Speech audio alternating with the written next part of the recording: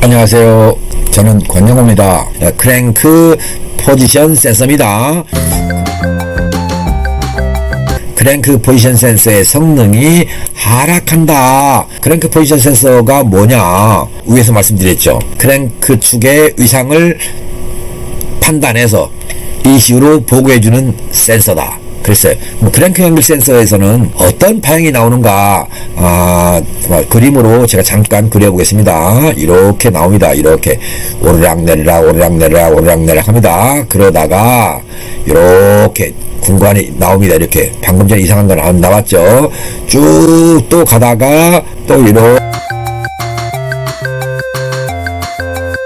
이렇게 나옵니다. 자, 이 위아래로 오르락내리락 했죠. 이거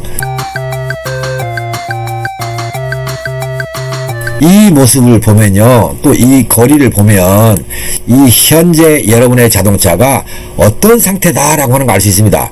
가령 RPM이 균일하다, RPM이 변한다, 또는 엔진이 규칙적으로 어떤 진동이 온다, 이런 걸 다 볼 수 있어요. 그 크랭크 축 파형을 통해서 볼 수 있다. 이게 엄청 중요한 센서지 않습니까? 얘는 곧 뭡니까? RPM 신호입니다. RPM. 엔진이 돌고 있구나 라고 하는 신호예요. 이것을 파형을 통해서 읽는 거예요. 이걸 읽어가지고 ECU가 읽어서 연료 분사를 결정하는 겁니다. 어디다가 얼마만큼에다가 이런 거예요. 또 하나는 CKP 나왔잖아요. 그러면 CMP도 있어요. 캠 축이 돌아가는 위치.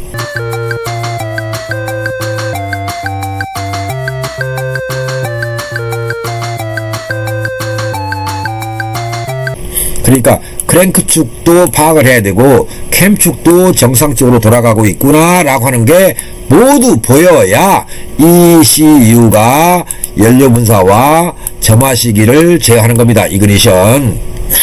그러니까 무척 중요한 센서죠. 캠 앵글 센서, 캠 축을 관장하는 센서는요, 열을 좀 덜 받아요.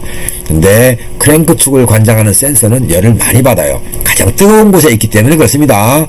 위에서 나오는 꾸불꾸불한 이런 모습들이 있죠. 이 모습들이 정상적으로 나오지 않는다. 엔진 시동성이 떨어진다. 이겁니다. 열받은 상태에서는 왜 시동이 늦게 걸리느냐? 이거죠. 얘들 때문에, 이런 원인이지 않습니까? 원인. 이런 원인 때문에 CKP, 크랭크 축의 위상을 알려주는 센서의 신호가 부정확해서 ECU가 시동을 빠르게 시동 걸 수 있는 것을 방해하고 있다. 이런 거예요. 상당히 중요하죠. 여기서 여러분들이 할 수 있는 게 뭐 있습니까? 한번 볼까요? 여러분들이 냉각수 비중 건드릴 수 있습니까? 비중계 정도는 하나 구할 수 있다고 치죠. 근데 어떻게 해서 내 차에 맞는 적절한 비중을 맞출 수 있겠습니까? 공연비가 맞는지 안 맞는지 여러분 스스로 알 수 있습니까? 모릅니다. 그리고 연료 인젝터에 가령 문제가 있는지, 연료 펌프에 문제가 있는지 이걸 알 수 있습니까? 모르겠죠. 그냥 추측으로 이거 한번 갈아볼까? 또 저거 한번 갈아볼까? 이런 거죠. 이거는 낭비죠. 그럴 필요 없습니다. 부품을 많이 바꿔서 나쁠 일은 없겠지만 그 정도로 돈이 많은 분들은 대부분 차를 바꿉니다. 차를 바꾸지 않을 정도 된다면요, 정비비를 작게 투자해서 차량은 성능 좋게 관리하는 겁니다. 아주 쉽지 않습니까? 그 다음에 엔진오일, 내 차의 엔진오일 점도가 맞나? 나는 규격품 쓰는데 대부분이 그러세요. OW에 30이 들어간다는 자동차가 있습니다. 어떤 차가. 그러면 이것을 넣어주고 있으니까 당연히 좋은 거 아니야? 이렇게 생각하기 좋아요. 그런데요, 아닙니다. 왜 그러냐면 5,000km마다 킬로미터마다 오일을 교환한다, 이렇게 생각하시죠. 어떤 분은요 1년 동안 5,000km를 탑니다. 근데 어떤 분은요 1개월이면 탑니다. 1개월이면. 자, 어떤 분은요 3개월 걸립니다. 3개월. 그러면 어떤 경우에 오일이 제대로 새 성능을 내겠습니까? 1개월 만에 5,000km를 타는 차가 있고 3개월 만에 5,000 탄다. 그러면 어때요? 1개월짜리에 5,000을 타는 차는요 엔진이 상당히 오일이 좋습니다. 3개월짜리도 괜찮습니다. 그런데요 1년 동안에 5,000km를 타는 차는요 오일이 이미 점도 범위를 벗어납니다. 규격품을 넣었다 하더라도 안 좋다는 얘기입니다. 어떤 냄비가 있습니다. 이렇게 냄비가 편수 냄비가 있습니다. 여기에다가 엔진 오일을 넣죠. 이렇게 오일을 넣고요. 여기다가 불을 뗍니다. 불을 화력을 가해서 열을 갑니다. 자, 이렇게 화력을 가했더니 어떻게 돼요? 오일이 어떻게 되겠어요? 끓죠. 끓어요. 그러면 한 달 동안 불을 뗀 오일과 3개월 동안 불을 뗀 오일이 있어요. 또 1년 동안 불을 뗐어요. 여기다가. 그러면 이 오일의 점도가 다 균일하겠습니까?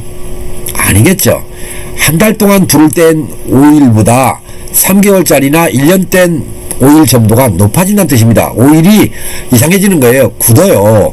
그 오일이 굳으면 그 오일 점도가 변했기 때문에 파워 밸런스라고 있죠. 파워 밸런스. 얘가 깨진다는 게요. 1번, 2번, 3번, 4번 시린더가 있습니다. 각각의 시린더의 출력이 어떻게 돼요? 균일하지 못하게 돼요. 그게 파워 밸런스예요. 자, 이쪽으로 들어가는 공기량이 많고 이쪽으로 들어가는 공기량이 작아. 이것도 파워 밸런스입니다. 압축하는 과정에서 생기는 파워 밸런스를 얘기하는 겁니다. 곧 오일에 의해서 흡입 효율도 달라지고 압축 효율도 달라져요. 그러니까 파워 밸런스가 깨져요. 자, 파워 밸런스가 일정해야 되는데 어디는 높고 어디는 낮고 이렇게 이런 개판스러운 어떤 파워 밸런스가 나왔다고 치죠. 이렇게. 그러면 ECU는요 이걸 균일하게 제어를 합니다. 그러기 위해서 어떻게 해야 돼요? 어떤 쪽은 연료를 줄여야 되고 어떤 쪽은 연료를 덜어야 돼요. 그게 아니에요. 평균적으로 잡아놓고 연료를 줄이는 제어를 더 많이 해요. 그러다 보니까 연료 분사량, 인젝션 양이 부족해진다는 뜻입니다. 공기량 값은 정상이어도 연료 분사량이 부족하면 공연비 희박에 의해서 엔진의 온도가 상승한다. 결론은 뭐였습니까? 네 가지 다 냉각수 온도였죠. 냉각수 온도에 의해서 CKP의 성능을 하락시킨다. 자, 성능 하락시켰으니까 여기서 나오는 이런 파형 있죠. 이런 파형 시그널이 비정상적으로 나온다. 그래서 시동이 늦다. 자, 이 말씀을 드렸던 것이에요. 지금까지 설명드렸던 내용. 자, 이거를 가지고 또다시 질문 아마 전화를 주실 분이 계실 겁니다. 전화를 하실 분을 위해서 어디다가 표시했냐면요. 이쪽에 지금 여기 보이십니까? 여기에 전화번호 있죠. 이쪽에 제가 운영하는 홈페이지가 있고요. 오늘은 여기다가 다시 전화번호 하나 넣습니다. 참고해서 홈페이지로 찾아오셔서 문의를 주셔도 되고 홈페이지를 오시면 제 전화번호가 있으니까 이걸 보고 전화를 주셔도 되고 아니면 왼쪽 상단에 있는 여기서 이 전화를 보고 전화를 주셔도 되고요. 아니면 이 정도 갖고 전화를 해야 되나 하는 생각이 든다면 이 영상 하단에 댓글로 질문을 써 주십시오. 그러면 그 난이도가 보충 강의를 해야 될 것 같으면 강의를 올려드릴 것이고 아니면 몇 마디의 글자로 여러분께 궁금증을 풀어드릴 수 있는 조건이라면 풀어드리겠습니다. 그래서 올려주신 영상마다 댓글이 잘 달리면요 열심히 좀 체크하면서 답변 드리고 있으니까 여러분들한테 마음에 좀 덜 들더라도 궁금증은 풀고 가십시오. 제가 알 수 있는 범위 내에서 제가 알고 있는 범위라면 모두 다 답변 드리겠습니다. 이렇게 부담스러워 하실 필요 없고요. 여러분들한테 제가 어차피 제가 가지고 있는 기술을 공개해 드리기로 했으니까 여러분들 스스로 좀 스스럼 없이 문의해 주시고 저하고 전화통화를 하면 재미있을 겁니다. 여러분들 스스로 쉽게 알아들을 수 있게 다 풀어드릴 것이니까 부담 갖지 마시고 꼭 문의해 주시기 바랍니다. 자동차 정비 어려운 거 아니고요. 진단하는 거 어려운 거 아닙니다. 진단도 쉽고 정비도 쉽습니다. 다만 때로는 여러분들의 자동차를 보면 노하우에 의해서 해결해야 되는 경우가 있어요. 그럴 때는 제가 여기서 영상으로 답변 못 드립니다. 지금 우리 선생님들의 자동차는 제가 직접 보는 게 좋겠습니다 라고 하는 내용이 삽입이 된다면 저하고 여러분들의 거리가 200km가 되든 300km가 되든 찾아오셔야 돼요. 그래서 여러분들의 자동차가 근본적으로 어떤 문제가 있는가 이것을 알고 가시거나 아니면 저로 하여금 그거를 해결하고 가십시오. 그래야 여러분들 자동차가 성능 좋은 자동차가 됩니다. 하나 말씀드리겠습니다. 냉각수란 얘기 했었죠. 여기서 냉각수요. 어제입니다. 어떤 운수업체 사장님하고 대화할 시간이 있어서 얘기를 좀 했었는데 그 자동차에서 나타나는 현상이 있었어요. 그래서 그 증상을 쭉 말씀해 주시는데 아주 간단한 거였어요. 스파크 플러그 갭이 안 맞는 상태였어요. 그런데 스파크 플러그 갭을 손대라고 하면 그 자동차는 8기통 자동차인데 8개 실린더가 있는 거니까 V엔진 아니겠습니까? 그 V엔진을 정비를 하려면 상당히 시간이 많이 걸릴 거예요. 그래서 제가 쉽게 해결할 수 있는 방법이 냉각수와 관련된 내용, 곧 냉각수 비중과 엔진 성능이라고 하는 주제로 유튜브에 올려놓은 영상이 있어요. 그 중에 하나를 찾아서 포기했어요. 그리고 나서 그 사장님 어느 날 어떤 일이 있어서 어떻게 했더니 그 증상이 없어졌다. 가만히 있어봐. 무심코 타고 다녔는데 이상하네. 그랬다는 거예요. 근데 오늘 이 영상을 보니까 이제 알겠다는 거예요.